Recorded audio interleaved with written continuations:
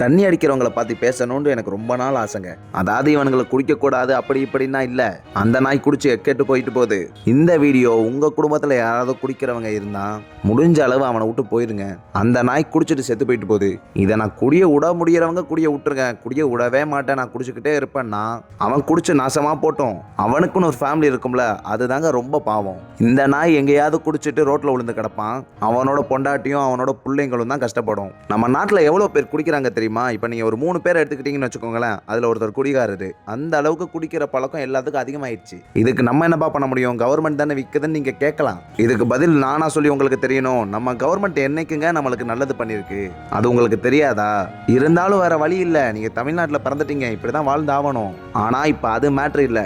உங்கள் குடும்பத்தில் யாராவது குடிச்சுக்கிட்டு அதுக்கு அடிக்டாக இருந்தால் முடிஞ்ச அளவு அவங்கள அதுலேருந்து வெளியே கொண்டு வர பாருங்க. அப்படி போராடி உங்களால் வெளியே கொண்டு வர முடியலையா, அந்த நாயை கை கழுவி விட்டுருங்க. அந்த நாய் உயிரோட வாழ்ந்து என்ன பண்ண போகுது? சுத்தி உள்ளவங்களுக்கும் பிரயோஜனம் இல்லை, அவனும் பிரயோஜனம் இல்லை, குடும்பத்துக்கும் பிரயோஜனம் இல்லாதவன் எதுக்கு? ஆனா நான் இதை சும்மா சொல்லணும்னு சொல்லுங்க.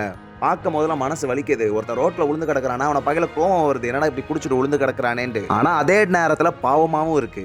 இவன் யாரோட புருஷனோ, யாரோட பையனோ, யாரோட புள்ளையோ இப்படி குடிச்சிட்டு விழுந்து கிடக்குறானே, இப்படி அவனே அவன் வாழ்க்கையை கெடுத்துக்கிறானேன்னு பார்க்கும்போது பாவமாகவும் இருக்கு.